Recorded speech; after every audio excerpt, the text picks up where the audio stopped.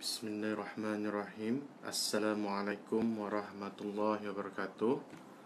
Alhamdulillahirrabbilalamin. Wassalatu wassalamu ala ashrafil anbiya wal mursalin wa ala alihi wa sahbihi ajma'in. Rabbi yassir wa la tu'assir, Rabbi tamim wa bihairi ya karim. Alhamdulillah, malam ni kita berkesempatan untuk jumpa lagi dalam sesi live Uncle Sufyan Ismail, merupakan pengamal perundangan syariah.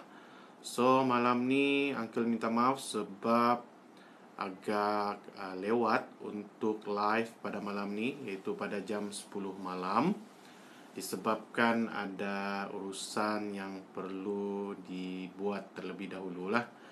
So sebelum tu, macam biasa Uncle akan mohon Uncle punya followers ataupun viewer yang first time join untuk komen suara Uncle clear ke tidak.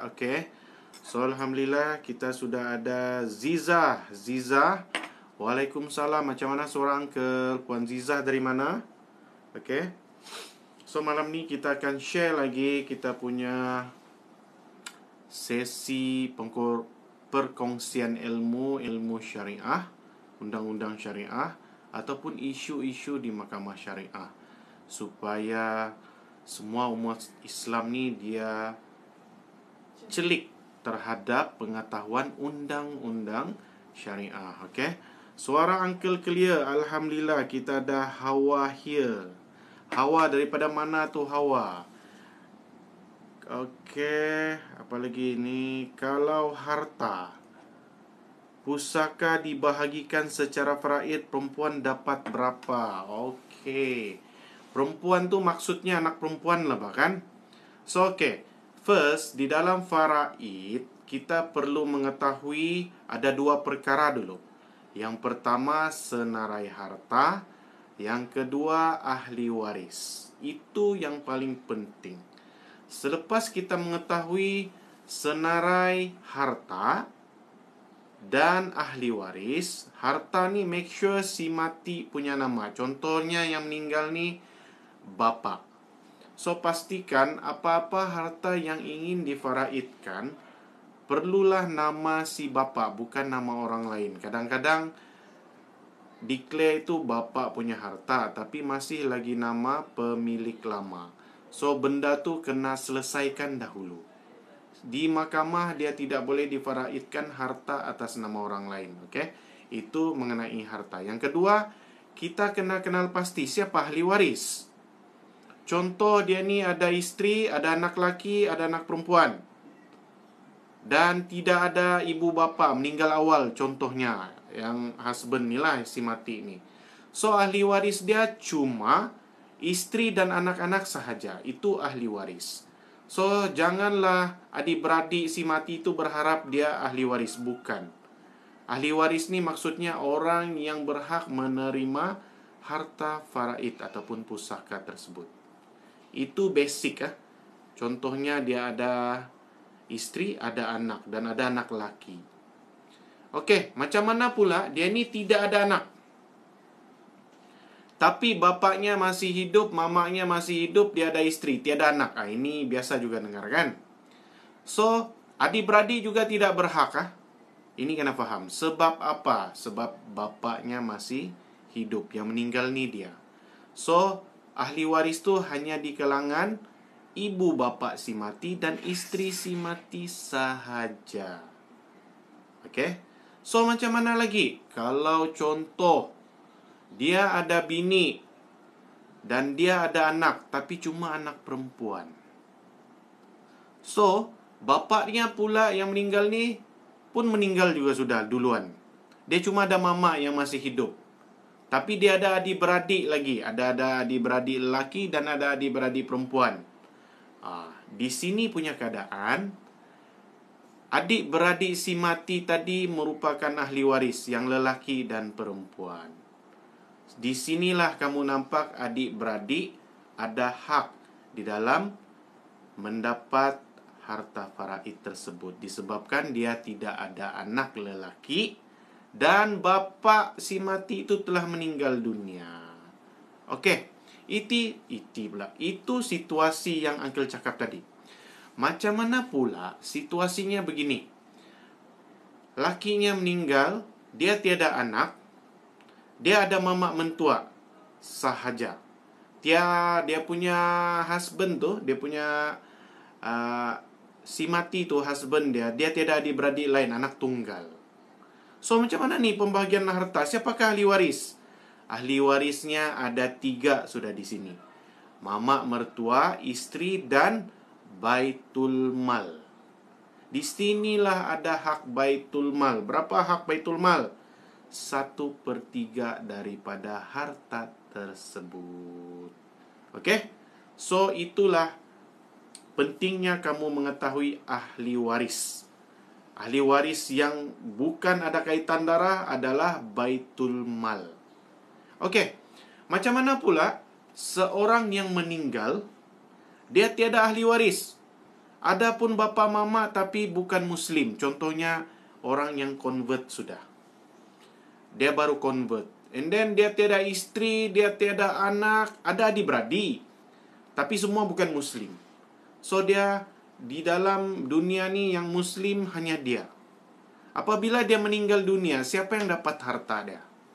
Harta dia akan diserahkan kepada baitul mal 100%. Tapi jika dia sebelum meninggal tu ada membuat harta ataupun ikatan hibah, maka harta itu akan dihibahkan kepada penerima hibah. Di sinilah ikatan hibah itu penting terhadap mereka yang ingin memberikan harta kepada mereka yang bukan muslim, ataupun bagi mereka yang tidak layak menerima harta pusaka. Contohnya anak tidak sah taraf. Banyak kan sekarang ni anak yang tidak sah taraf sebab keterlanjuran bersama isteri dahulu menyebabkan anak pertama tidak layak menerima faraid.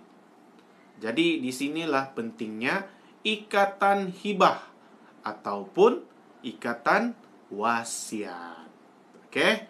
So ada dia punya jalan penyelesaian terhadap apa tindakan lepas yang kamu buat. Okay? So itulah Uncle punya sharing pada malam ini.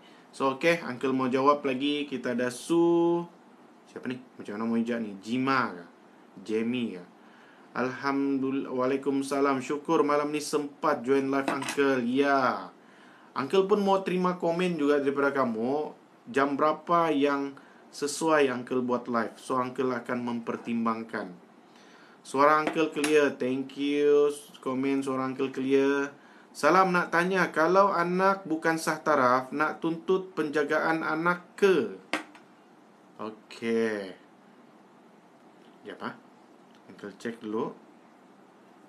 Okey, anak yang tidak sah taraf, tuntut penjagaan anak boleh ke? Okey, Minah Wan. Okey, begini. Anak yang tidak sah taraf, dia hanya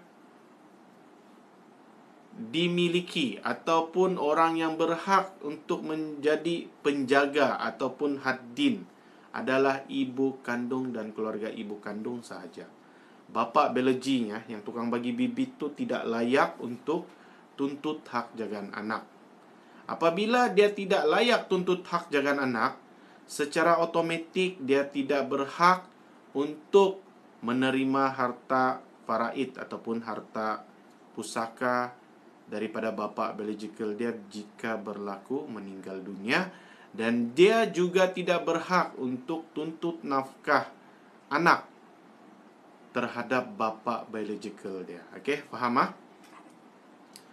Kalau mak ayah meninggal, adik-beradik perempuan saja ada.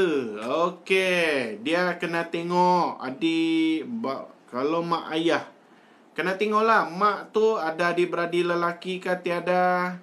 Ayah tu pun ada adik-beradik lelaki ke tiada. Kalau tiada adik-beradik lelaki, maka baitul mal juga akan mendapat bahagian. Okey.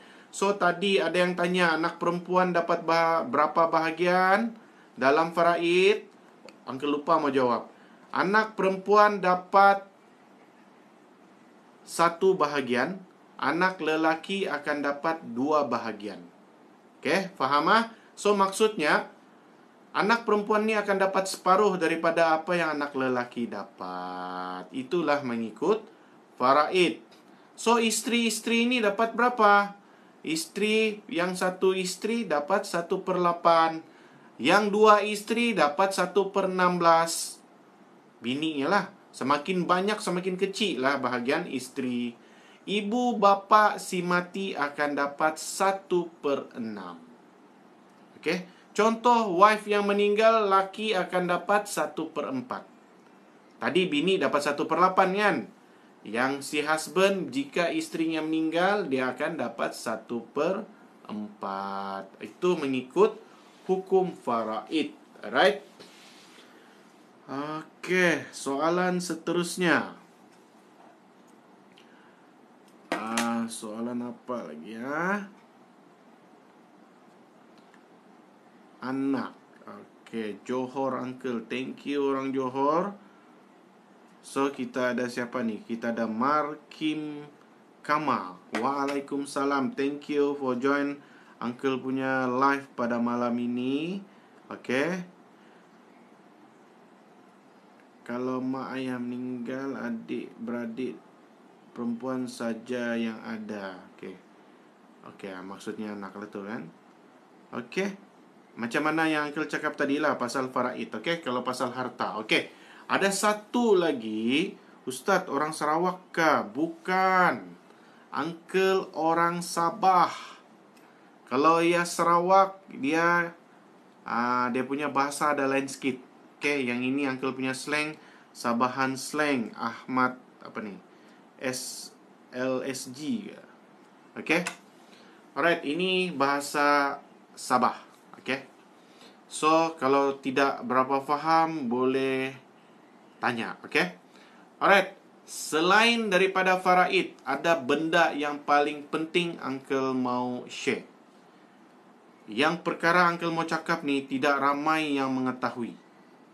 Dan banyak juga para ilmuwan Islam ataupun ustaz-ustaz, benda ni pun dorang masih tidak berapa familiar ataupun tidak berapa faham, dan mungkin tidak pernah dengar, ataupun kalau pernah dengar pun dorang tidak tahu apa bendakah itu.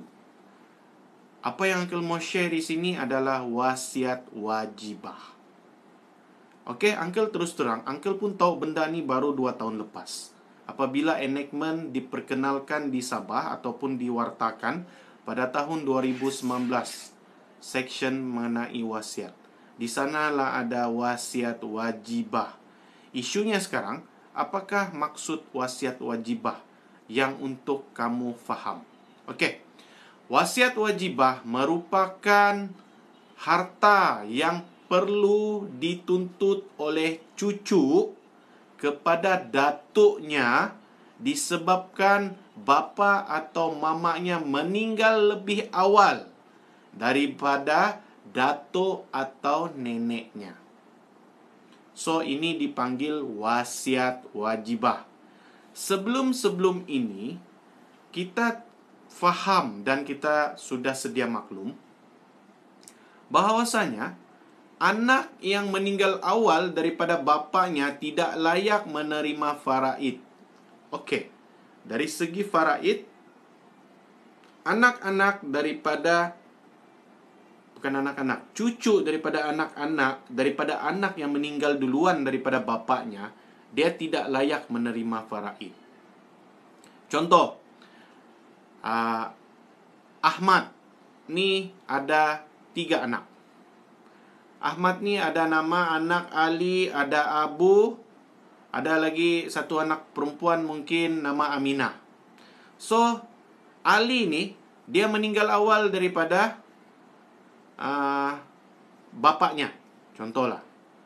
Jadi, mengikut faraid, anak yang meninggal awal ni dia tidak layak menerima faraid. So, maksudnya cucu cicitnya pun tidak akan dapatlah daripada yang anak pertama meninggal. Dalam wasiat wajibah, anak si Abu ni dia layak untuk tuntut wasiat wajibah daripada harta datuknya.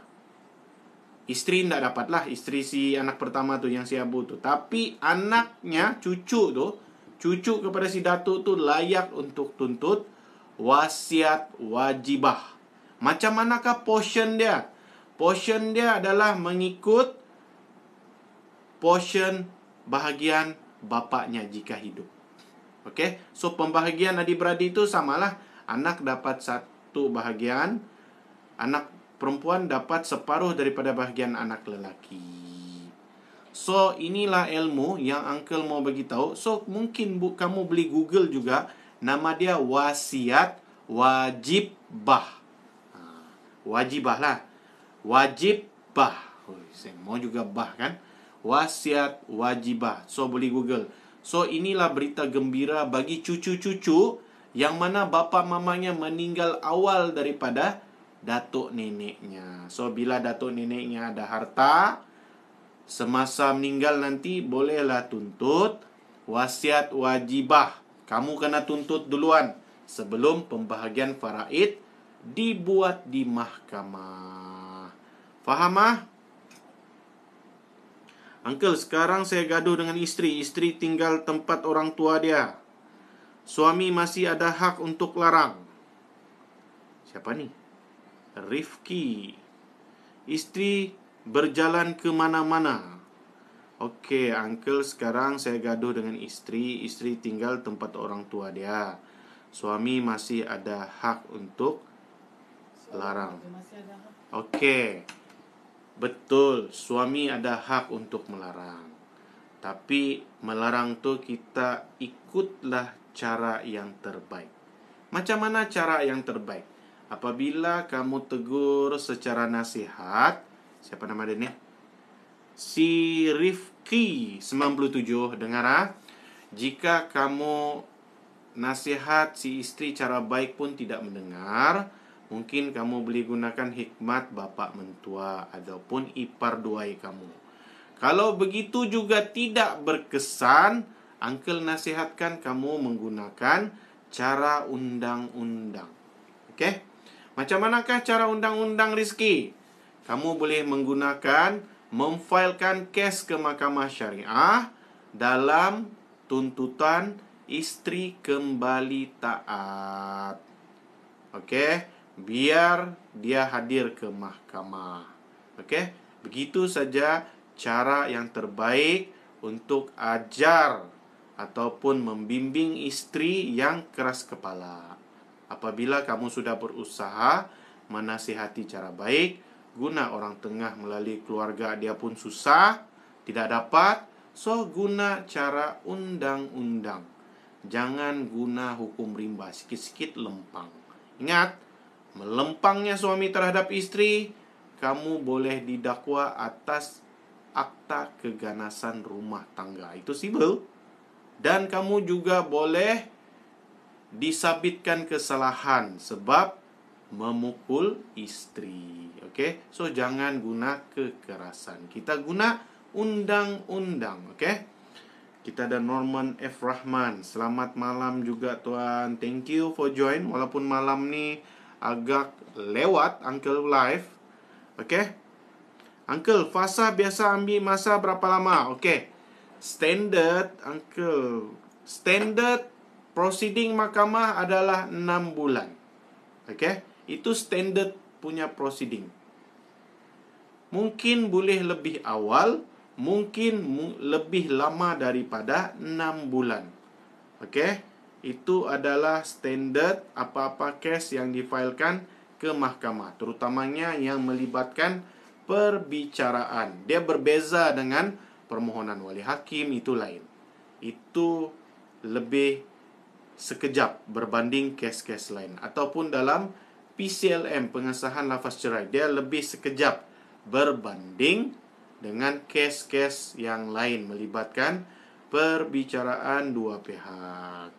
Okey, sama-sama Encik Rizki 97. Assalamualaikum. Okey, waalaikumsalam. Untuk penderaan secara emosi mental perlu dapatkan rujukan doktor pakar kah? Yes, apabila kamu mendakwa terhadap berlakunya penderaan mental, kamu kena ada surat daripada doktor ataupun pakar psikiatri yang bagian mental lah. Kalau tidak ada, dakwaan kamu tu akan ditolak. Okey? So, berhati-hati apabila membuat tuntutan ataupun dakwaan ke mahkamah. Perlukah bukti untuk undang-undang tu, Uncle? Perlulah. Kalau kamu dakwa isteri kamu tidak tinggal bersama kamu, kamu perlu buktikanlah. Contoh, dia keluar daripada rumah. Okey? So, itu buktilah dia keluar daripada rumah, tidak balik-balik rumah. Yang itu buktilah tu. Buktinya mungkin kamu boleh panggillah saksi atau sapina saksi, bapa mertua ataupun ibu mertua. Okey? Ataupun kamu boleh bawa saksi jiran kamu kah ataupun adik-beradik kamu kah datang ke rumah yang isteri kamu tu tidak ada. Dia sudah balik ke rumah ibu bapaknya. Okey? Ini siapa ni? Ardiana. Apa yang mau dijelaskan tu, Ardiana? Tiba-tiba minta jelaskan. Apa yang perlu dijelaskan? Apakah persoalan aku lepaskan kau bukan satu, bukan dua, tapi sekaligus tiga? Apakah maksudnya Ustaz? Okey. Biasanya ni, aku lepaskan kau ni maksudnya adalah talak. So, apabila kita kurang jelas terhadap lafaz talak tersebut, maka kamu perlu memfailkan kes pengesahan lafaz cerai ke mahkamah. Okey, kamu kena tulis words tu, aku lepaskan kau bukan satu, bukan dua, tapi tiga. Apakah maksudnya, Uncle? Kalau tanya Uncle, Uncle akan refer itu kepada talak cerai. Tapi walau bagaimanapun, mana-mana lafaz cerai yang kurang jelas, maka keterangan suami perlu diambil keterangan untuk difahami apakah maksud tersebut. Tapi secara lazimnya dilepaskan, diceraikan, ditalakkan adalah membawa maksud cerai. So, biarlah hakim putuskan terhadap lafaz tersebut. So, Uncle nasihatkanlah kepada Diana 86 supaya lafaz tersebut, seandainya itu suami kamu, kamu perlu failkan pengesahan lafaz cerai di mahkamah. Okey? Anak-anak boleh jadi saksi tak? Boleh. Mana-mana anak-anak yang sudah mumaiz. Contohnya kalau anak lelaki ini kira 10-11 tahun, okeylah. Kalau anak perempuan pun samalah lebih kurang. Dia boleh membezakan di antara buruk dan baik. Okey? So itu boleh jadi saksi, okey? Okey, siapa ni? Cek Rosioden. Susahnya sebut. Kita ada Olien. Waalaikumsalam. Suami saya selalu cakap saya kasih lepas kau banyak kali, tapi tidak ada saksi. Cuma anak saja yang jadi saksi. Actually anak pun boleh jadi saksi. Janganlah cakap anak umur 5 tahun, confirm lah tidak boleh jadi saksi. Sekurang-kurangnya angka rasa untuk jadi saksi budak ni dalam 10 tahun ke atas lah. Okey? Biasanya lepaskan ni membawa maksud cerai. Jadi mana-mana isteri yang ragu-ragu terhadap lafaz cerai tersebut boleh memfailkan ke mahkamah syariah. 8 tahun laki perempuan, kalau dia petah bercakap boleh untuk dibawa sebagai saksi. Tapi kebanyakannya mahkamah ni 10 ke atas lah dia terima. Kadang-kadang 8 tahun ni kecil sangat lah. Lelaki 8 tahun, bolehlah, boleh cuba dijadikan sebagai saksi. Sebab Uncle paling kecil jadi saksi pun dulu 10 tahun Uncle bawa. Uncle belum pernah lagi bawa 8 tahun, tapi boleh cuba. Okey? Sebab syarat untuk jadi saksi ini adalah mumaiz. Jika anak lelaki itu boleh membezakan, dia juga dianggap mumaiz. Okey? Sudah masuk mahkamah tapi suami tidak mengaku. Okey. Jika suami sanggup bersumpah nafi, maka sumpah nafi itu akan diguna pakai oleh hakim. So, dosa tu biarlah suami itu yang tanggung. Okey? Okey, sudah masuk mahkamah tapi suami tidak mengaku. Okey, alright. Okey, kamu boleh teruskan. Ada soalan? Sebelum Uncle mengakhiri sesi live Uncle pada malam ni, sebab yalah agak terlalu lewat, so Uncle berharapkan kepada soalan-soalan yang diberikan. So kalau tidak ada soalan, mungkin kita boleh kasih sadaqallahul azim lah kita punya sesi live ni kan. Okey, ada persoalan sementara mau tanya Uncle. Okey, teruskan bertanya. Uncle kupi-kupi. Okey, teruskan type soalan. Sebelum Uncle rasa tiada soalan, Uncle akan ending semua. Okey, Bonda, teruskan dengan persoalan kalau ada soalan.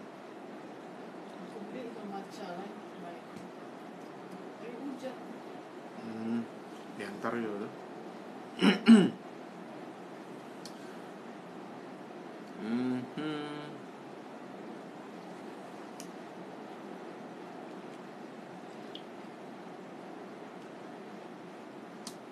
Okey. Soalan selanjutnya. Jika menjadi isteri isteri ke pertama redha, tapi anaknya enggak mau sama isteri kedua ayahnya. Jadi apa isunya itu Sang anak memaksa sang ayah untuk menceraikan isteri keduanya. Okey, yang Uncle pun dah tahu macam mana mau jawab tu. Soalannya macam mana? Lafaz kinayah, contoh suami dah tak nak balik lagi rumah pada ibunya. Lafaz kinayah, contoh suami dah tak nak balik lagi rumah pada ibunya. Uncle tak faham soalan tu. Okey, Madam Su, Waalaikumsalam. Sang anak memaksa sang ayah untuk menceraikan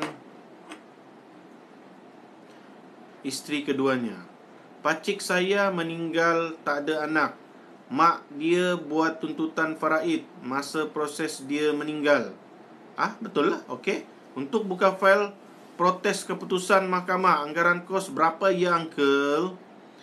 Bergantung kepada kes tu di mana. Kalau kes tu di mahkamah tinggi, mau protes ke mahkamah rayuan, so harganya agak tinggi lah. Kalau mahkamah rendah dia punya kes, dia punya protes tu ataupun rayuan adalah di mahkamah tinggi. Boleh bincang kepada peguam yang kamu lantik. Bolehkah adik-beradik perempuan tuntut? Tiba-tiba bolehkah adik perempuan tuntut? Bonda, apa soalan dia ni? Pacik saya meninggal, tak ada anak. Mak dia buat tuntutan faraid.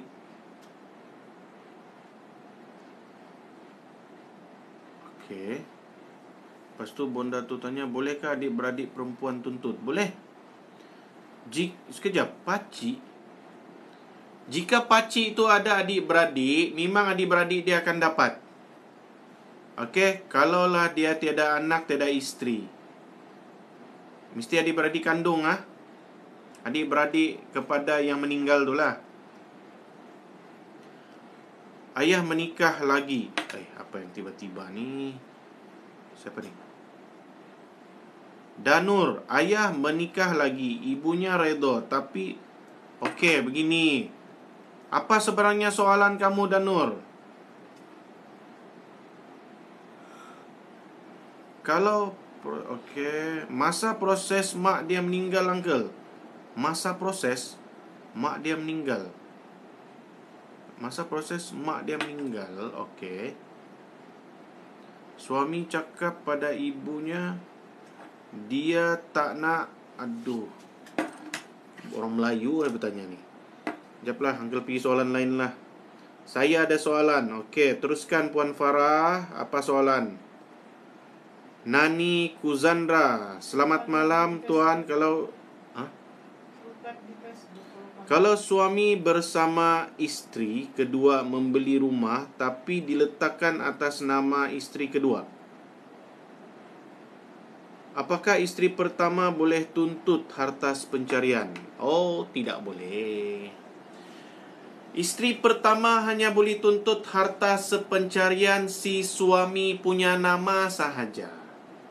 Okey? Isteri kedua punya nama dia nak boleh tuntut. Okey? Yang boleh tuntut tu suami boleh tuntut kepada isteri kedua. Okey, Nani Kuzandra, ndak boleh isteri pertama mau tuntut harta isteri kedua. Itu tidak boleh. Tapi kalau atas nama suami kamu boleh. Okey? Maksudnya ialah kalau itu adalah kamulah. Sebab kita buat tuntutan based on document. Walaupun suami kamu yang tolong bayar rumah isteri kedua nama dia, so isunya adalah siapa pemilik harta mengikut dokumen. Okay? Salam uncle, mau tanya kalau suami curang and perempuan tahu laki sudah ada isteri and anak, macam mana mau saman? Saman apa? Kalau saman cerai, lantiklah peguam. Kalau mau saman orang ketiga, memang tidak dapat. Okay? Kalau isteri pertama minta cerai, adakah anak-anak tersebut boleh dapat harta ayah mereka kalau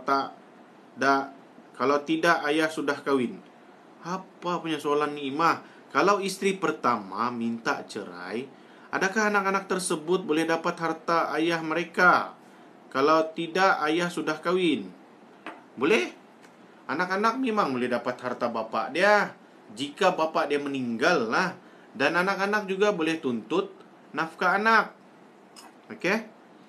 Suami marah bila anak asyik menangis. Kalau dia suruh kemaskan barang balik rumah orang tua, jatuhkah? Dia bergantung kepada niat suami. Kalau suami itu niatnya mau menceraikan, maka jatuhlah talak.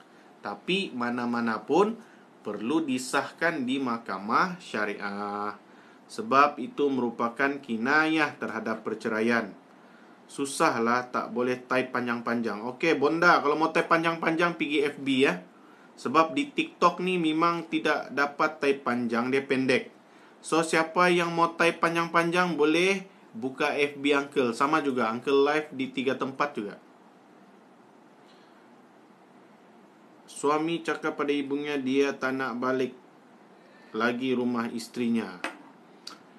Yang itu merupakan kinayah terhadap lafaz cerai. So, dia bergantung kepada keterangan suami lah.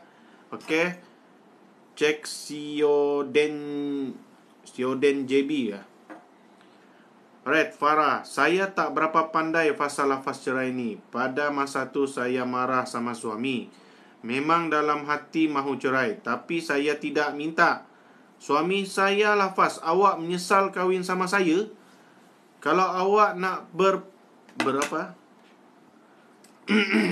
berpisah, saya okey je. Dia bermaksud kalau saya mahu berpisah, dia setuju. Ikut kehendak saya, jatuh ke talak. Dia cakap kalau.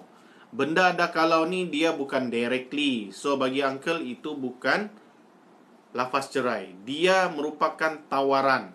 Kalau kamu mahu. Okey, Farah? Suami tak bagi nafkah bertahun-tahun. Suami tidak tinggal serumah. Macam mana tu? Saya keliru.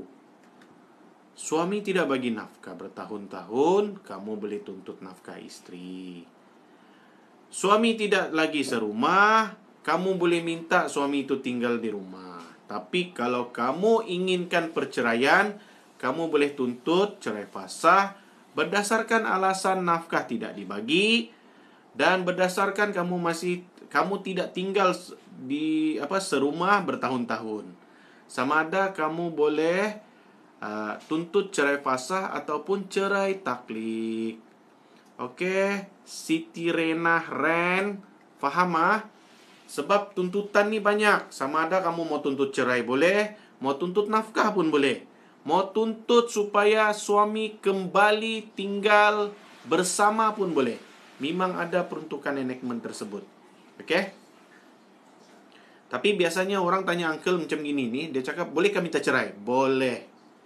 Atas alasan suami tidak bagi nafkah dan suami tidak lagi memberi nafkah batin atau tidak tinggal bersama lah, so memang boleh tuntut cerai. Okay? Suami marah bila anak asyik menangis, selalu dia suruh kemas. Okey, yang itu pun uncle sudah. Kalau isteri pertama minta cerai, adakah anak-anak? Benar? Saya mau tanya, kalau saksi saya tak ada, macam mana tu tuan? So, kes kamu ada kemungkinan lemah lah untuk diputuskan disebabkan tidak ada saksi. Kalau dalam kes PCLM atau lafaz cerai, tiada saksi, biasanya kena buang. Lagi-lagi suami itu yang tak pandai hadir ke mahkamah, kes akan dibuang. Lepas tu talak jatuh, tak sudah 4 tahun tak tidur sekali, talak tidak akan jatuh secara otomatik. Cerai tidak akan berlaku secara otomatik tanpa permohonan atau tuntutan di mahkamah syariah. Ingat, walaupun kamu ada sijil nikah yang bertaklid, jika kamu tidak membuat tuntutan ke mahkamah, 100 tahun pun suami kamu tidak tinggal sama kamu, kamu tidak akan bercerai. Okey? Uncle cakap lebih sudah 100 tahun, biarpun orang jarang umur 100 tahun. Maksudnya di sini, perceraian tidak akan berlaku secara automatik tanpa kamu memohon atau buat tuntutan di mahkamah syariah. Melainkan suami itu meninggal, itu namanya cerai mati. Itu ada otomatik. Mati otomatik cerai lah, sebab meninggal. Kalau hidup, dia tidak akan berlaku cerai jika kamu tidak membuat tuntutan di mahkamah. Okey?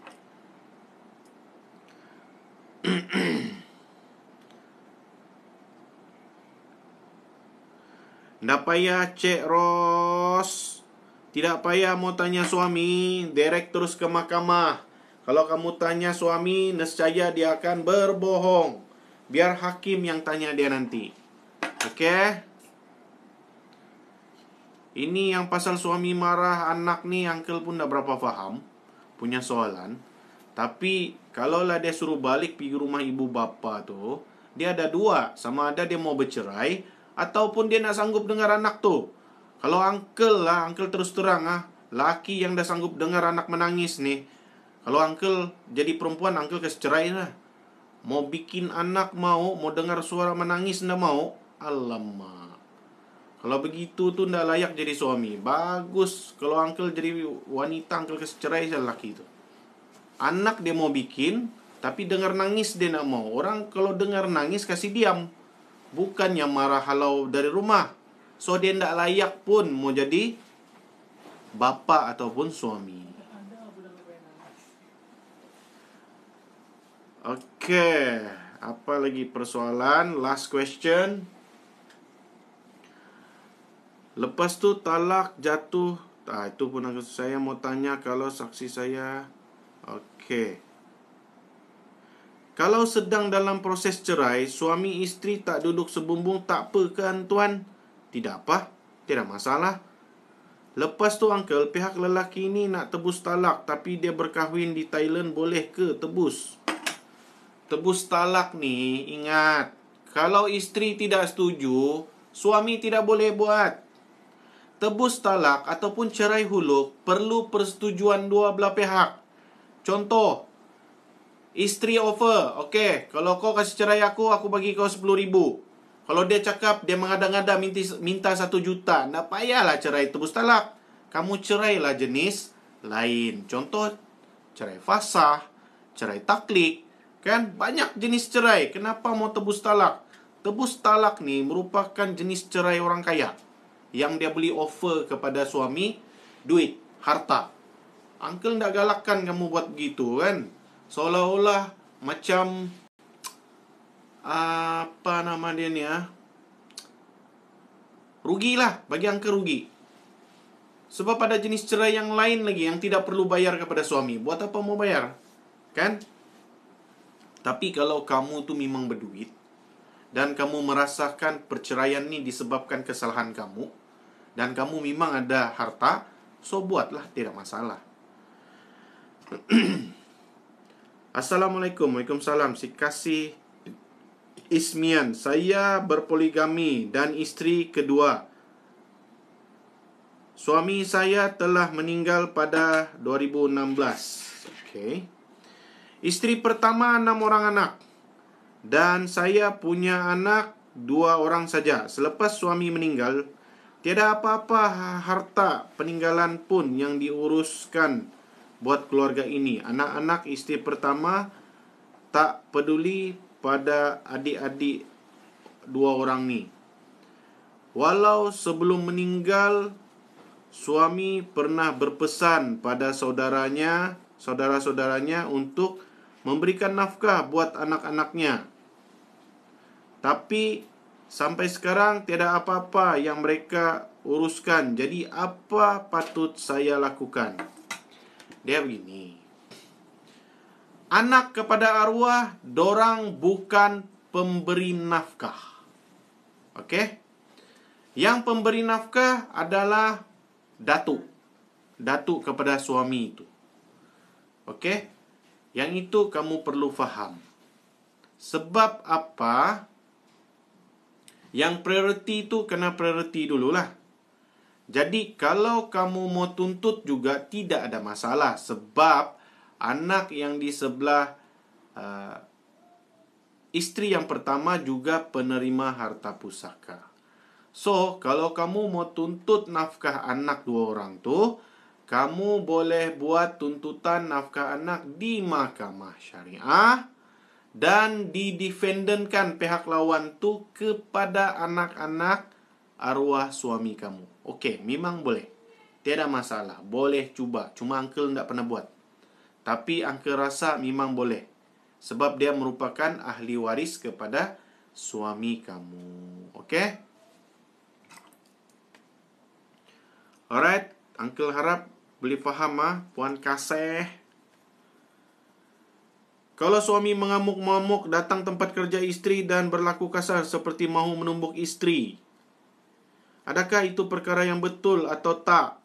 Memang tidak betul lah. Kalau dia buat begitu, next time buat laporan polis. Okey? Biar suami itu ditangkap. Supaya dia jarak, tidak bikin lagi. Yang itu bukan kes syariah tu. Lepas tu, uncle pihak lelaki ini nak tebus talak tapi dia berkahwin. Itu tak kisahlah.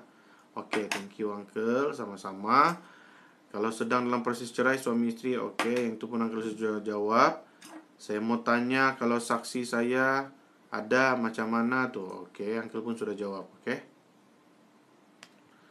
Alright, alhamdulillah. Uncle rasa uncle sudah jawab keseluruhan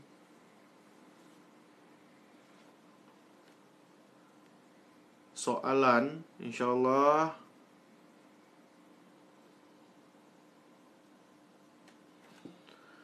Okey. Alhamdulillah, kita pun sudah di penghujung kita punya live. So, mana-mana yang uncle tidak sempat mungkin mau jawab pada malam ni, kita boleh sambung besok malam, insyaAllah. So, thank you for join uncle punya live. Alright. So, kita jumpa lagi pada hari esok, malam esok. Uncle ucapkan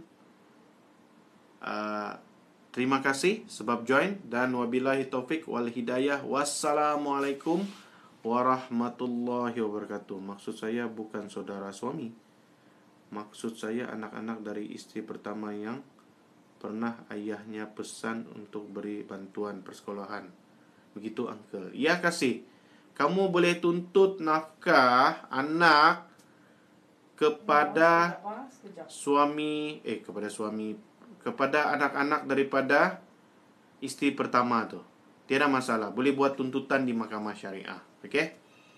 Maksud uncle memang boleh tuntut kasih. Kamu sebagai plaintiff tuntutan nafkah anak, defendant dia adalah anak-anak kepada arwah suami daripada isteri pertama tu. Boleh, tidak masalah. Actually yang paling sesuai dituntut nafkah adalah adik-beradik suami lah. Okey, ataupun bapa suami actually. Tapi anak tu pun boleh cubalah angka rasa sebab dia penerima faraid juga.